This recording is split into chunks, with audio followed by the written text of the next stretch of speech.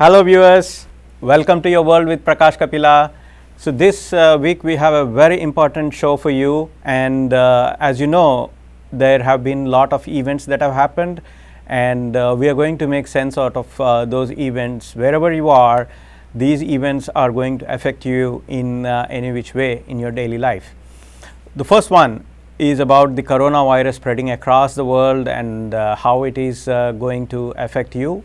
The second one is about the financial markets, how these financial markets are interacting about the coronavirus and why are they doing like that. And the third one is about the US politics and how the tectonic shifts have happened in US politics and about Bernie Sanders and mostly about Joe Biden, who has been very successful in his endeavor so far, right from being nothing to being everything in the race now. So let's start with the biggest elephant in the room, that is coronavirus. So right now the coronavirus has gone way up than what we have been expecting. So in China, they have said that the 85,000 coronavirus cases have been reducing. We don't know how much they are being reducing, and we don't really know whether the data is appropriate or right or anything, because the coronavirus has spread like anything in China, and they have been quarantined for like 3 months, right from December, January, February, and now it's March, and the Chinese government has said that all people should start doing their work except in Beijing and in Wuhan. So how is this affecting the whole thing? So right now, with the 3 months of no work and rationed stockpile for each of them, people are really vexed up, people are really frustrated in China, and they just want to go out and be in their jobs as soon as possible. And government is also saying, please go and do the job.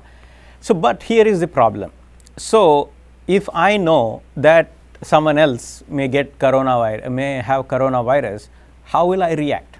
I will not talk with them as I would in normal circumstances. I will not be working along with them as I would in the normal circumstances. So the same case would happen to every guy. So every other guy, every other person will be very skeptic in trying to work with each other. So this is going to reduce the productivity levels. When the productivity is going to fall, what will happen? The number of goods produced or number of services produced are also going to fall. So the amount of the economic activity that was supposed to be like 7% for China is now going to go down. We don't know how much is that effect going to happen. That is number one. The number two is, who is going to get those goods? There are no goods coming out of China. There is no shipment or exports that people are taking out from China, because every toy, for example, or soap or any of those things, they have to be examined thoroughly. Every country will start examining it very, very thoroughly, because they don't want to think that they don't want to think about the coronavirus spreading into their own countries, because they have exported some goods. So how is that going to work out? So there is a lot of questions, and there are a lot of issues that are happening which are unknown. That is the biggest problem. There are so many unknowns that are happening, and we don't have any tool with us to actually calibrate or measure what is the impact, or how is the impact going to happen after a week, after 2 weeks, after 2 months. We don't know. So this effect that has happened right from December to March was only located in China. But in between, what happened from February mid to March, the coronavirus has spread into every other country you know.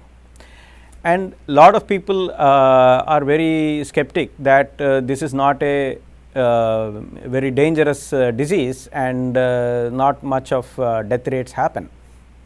While that is true, according to the latest reports, only 3% of the people who acquire the coronavirus are fatal injuries. That means they die. So, 97% of the people who get the coronavirus are actually able to overcome it.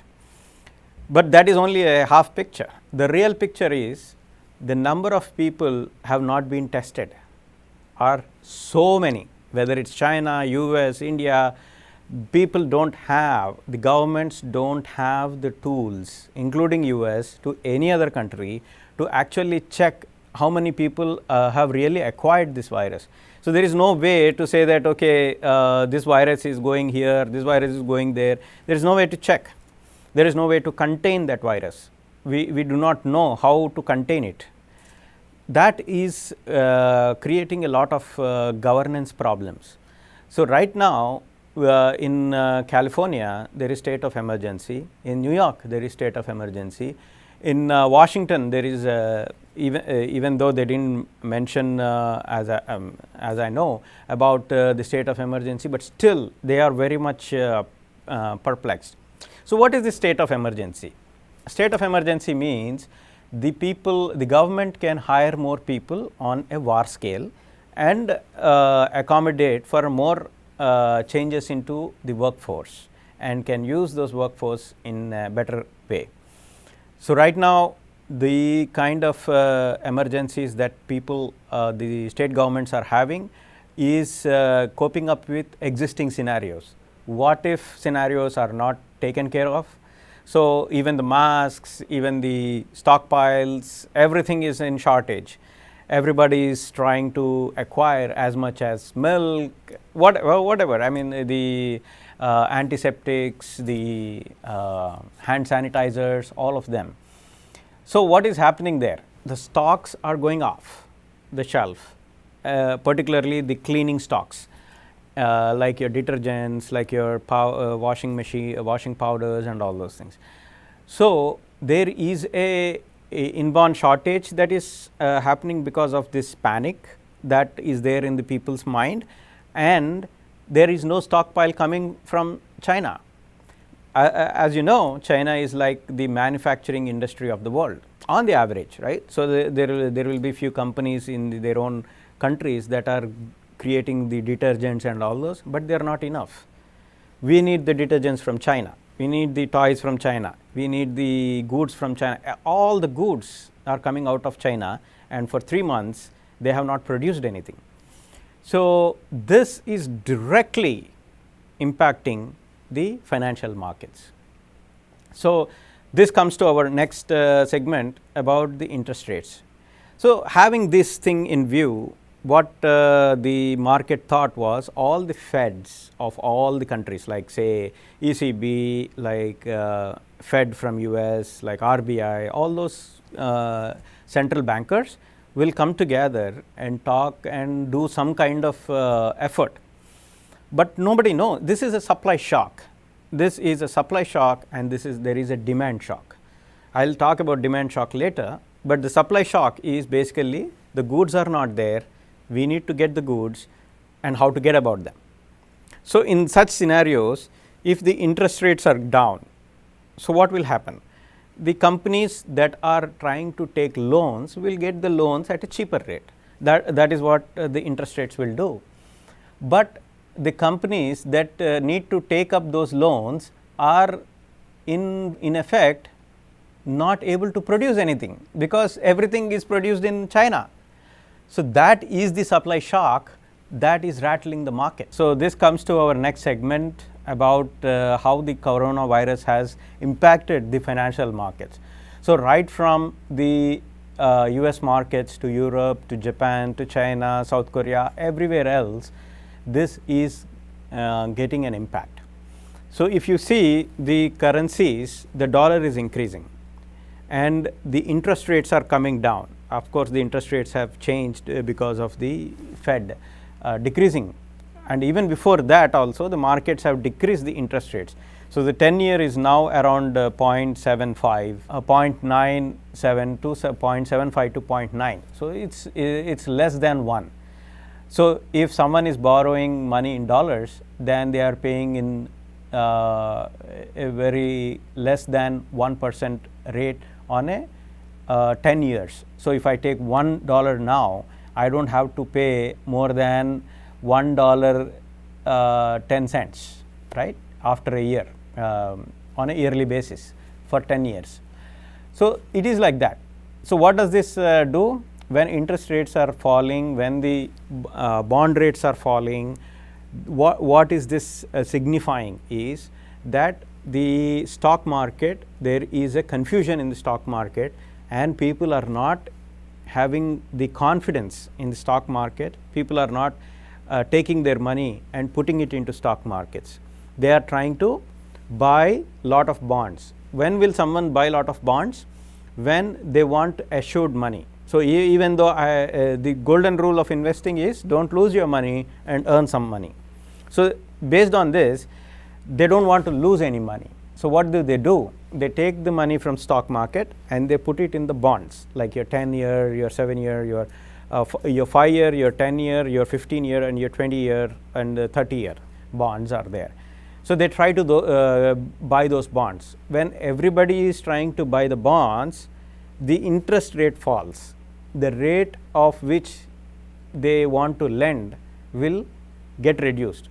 For example, you are very rich. Okay. So when you are very rich, there will be so many creditors who want to lend to you. So someone will say, you can give me only at 2%.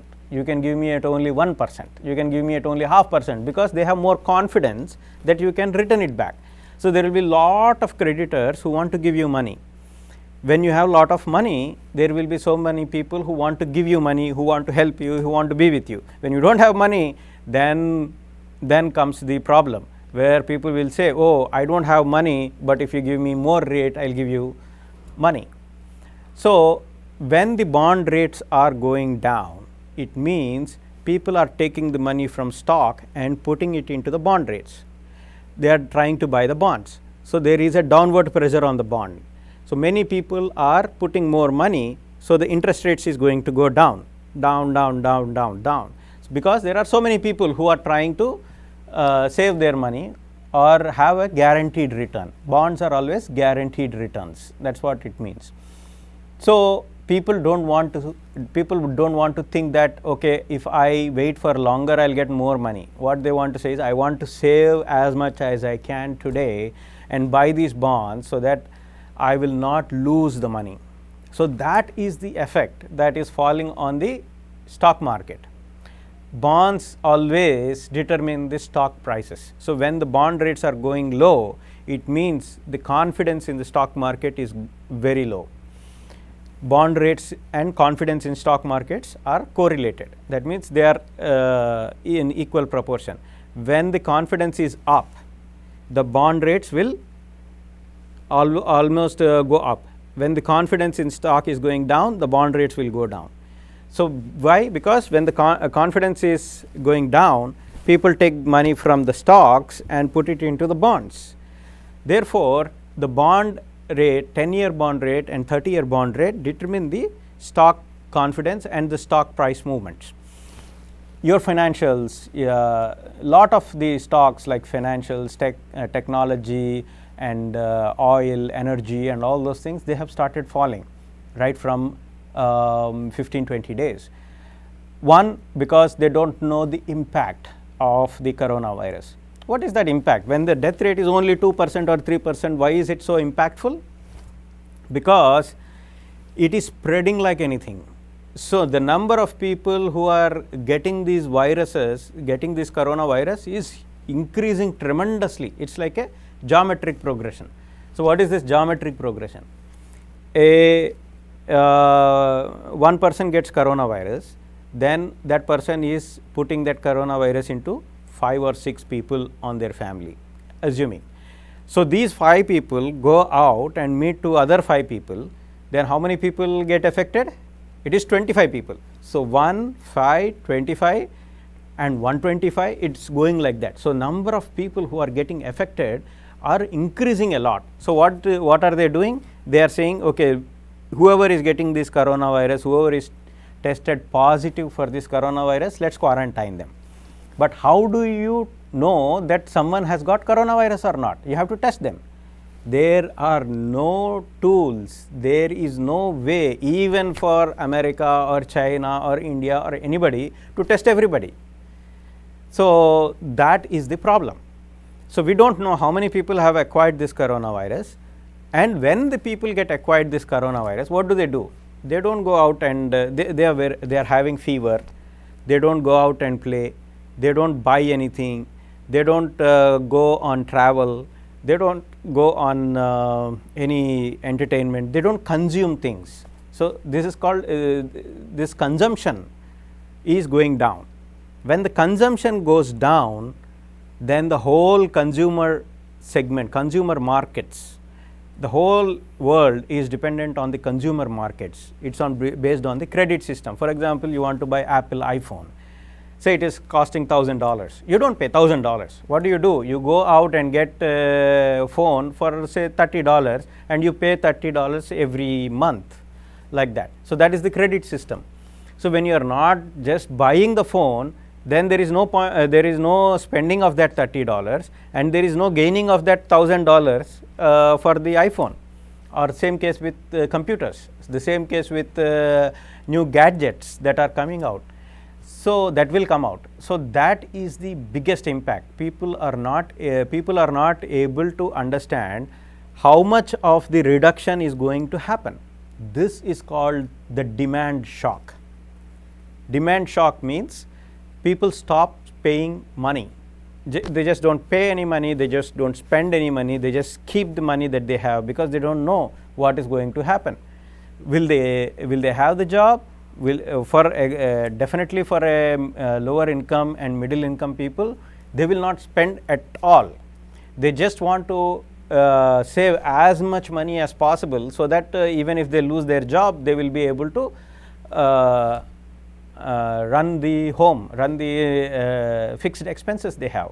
So, what is that going to do? It is going to reduce the consumption of the markets, and that is the one that we do not know for sure how it will happen, because right now it is the fear has started.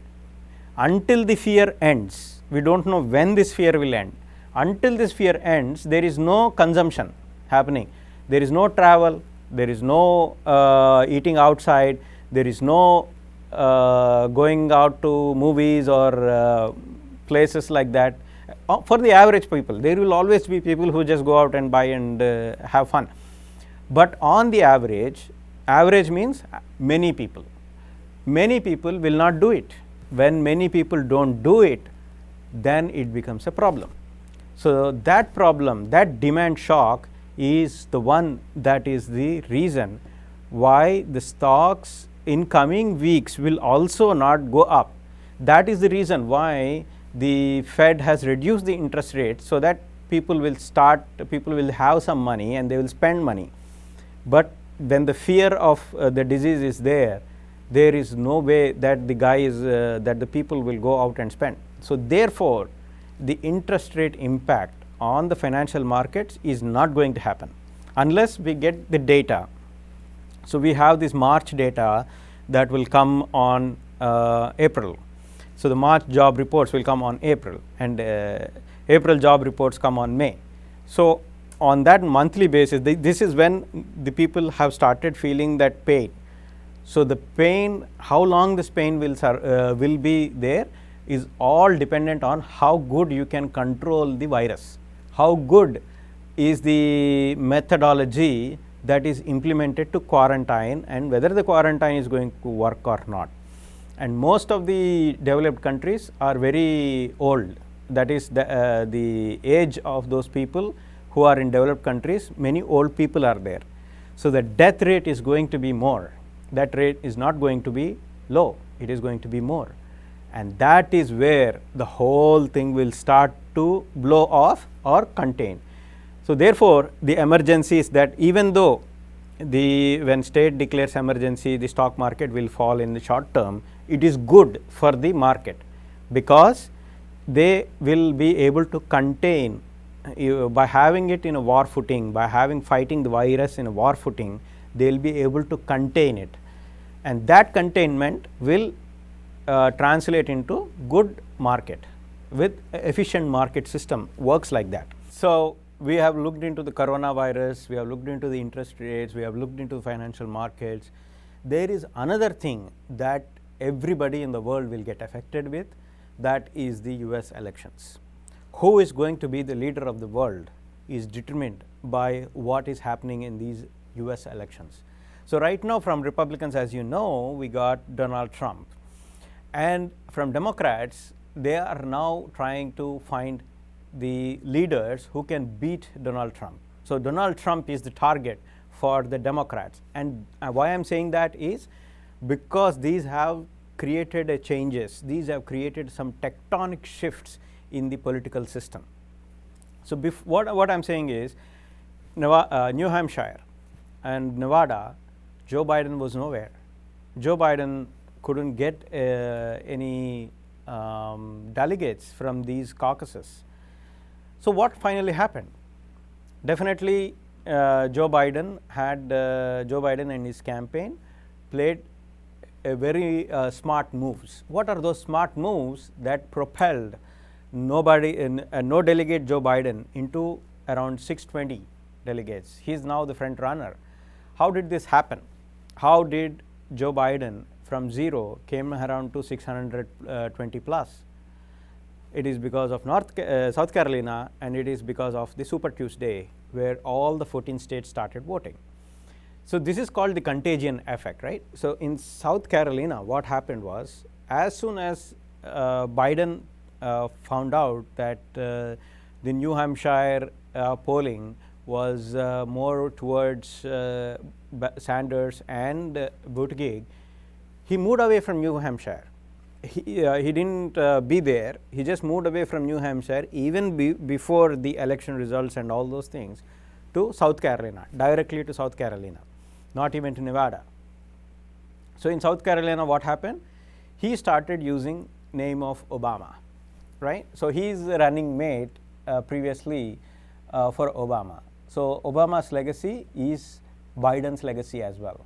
And in South Carolina, there are so many people who are not whites. There are so many people who come from different races. And Biden's approach is Obama's approach, basically. He used the name of Obama, and because he was his running mate, he could use it. So, he had used that Obama's legacy, and he said, I and Barack did this, I and Barack did that, I and Barack were able to do this. And the other main thing that Biden had said is his capability to reach across the aisles. What does it mean? Believe it or not, there will only be two parties in the Congress as well as in the Senate, and both of them have to pass any bills even before this president can pass anything. So, a president needs to work with Republicans, with the Democrats, and in Republicans and Democrats there will be progressives, there will be conservatives, there will be liberals. So, these are all different aspects of the economic outlooks. For example, liberals want different kinds of economic tool sets and bills, whereas progressives want different tool sets and bills. What Joe Biden was able to put forth is, since I am able to work with all these people, I can work across and get bills passed with Republicans and make it into fruition. Whereas Sanders was not able to do that, and he only even his healthcare bill that he is put in the Senate, he only has around 17 or 18 Democrat lawmakers supporting it. So, that is what his trump card against Sanders was. Then the trump cards against Buttigieg. So, when Joe Biden was in New Hampshire, he did not have money, he did not have a big staff, he did not have any ground staff, But what he did was he created a small video, and then he used his vice president status. See, whenever you are ex-vice president or you are close to the president, you have some kind of bully pulpit that we call. What is this bully pulpit? Say, if you and I talk, right? How many newspapers will carry it? Very few, maybe one, maybe none. So, when a vice president, ex-vice president talks about something, then all the journalists will have to listen to it and will have to carry it. So, in his ad release, he released his ad just before Buttigieg was going to give the TV interviews next day. So, on Sunday he had to give more interviews. On Friday he released the ad to the newspapers and the Twitter. So, what will happen? All the newspaper journalists will have these things in their mind when they are talking to Buttigieg.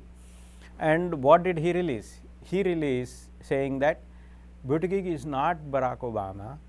He cannot have that mental aptitude or IQ to work across the aisle and get things to fruition. So, whatever he says will never come into the bill form and be passed by Republicans as well as Democrats. The same thing. And while Obama, even though he was very young and inexperienced or less experienced, I should say, Obama was senator, so he had some experience, whereas Pete doesn't have that holistic experience. He is a mayor of South Bend, Indiana. So, what happened was he used that particular bully pulpit to seed the questions into the reporter's mind. And then the next Sunday, when Buttigieg was giving interviews to every TV channel, he had the same question being posed to him. Can you do this? You are not experienced. Can you do this? Can you do this? So, when lot of people start asking those questions, it is not just Buttigieg who is giving answers. It is also the viewers who are looking at Buttigieg and say, hey, he is saying true. Maybe he cannot. So, there was only one candidate who was reaching out to all the aisles and had a vast experience and vast exposure to these rule making and rule making and working across the aisles, and that was Joe Biden. So, he used those things in the South Carolina, and since he and Tom Steyer and Bloomberg, they were the only people who were focusing on South Carolina and creating more rapport with the electorate. So, Tom Steyer totally put money into that electorate, and they saw, okay, we have billionaires and billionaires trying to come into the political scenario. So, Biden didn't have to do anything for them, because there was Elizabeth Warren, who was against these billionaires. So, she and Sanders and Amy Klobuchar, they literally stopped Tom Steyer and Bloomberg. Biden didn't have to do anything for that. It was Amy Klobuchar and Elizabeth Warren and Pete Buttigieg who had toppled who had stopped those electoral machines.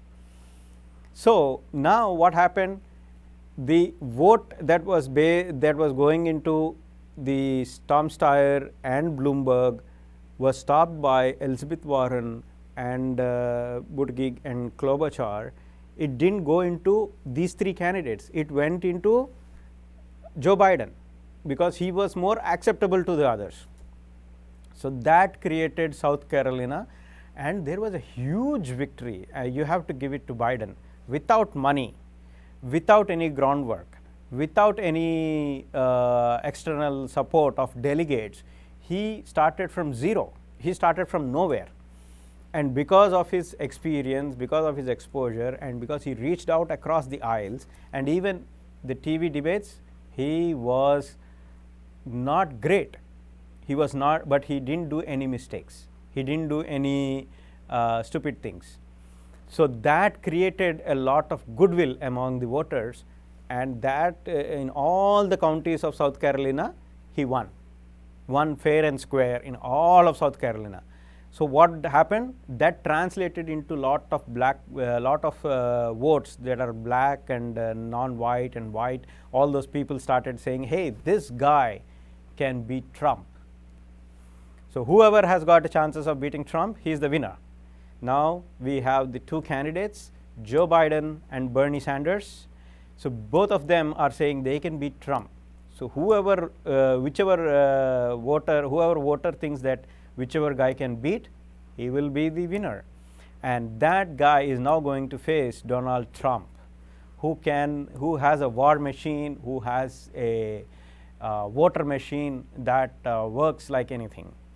So stay tuned for more political debates and political fights. Thank you so far this week. See you next week.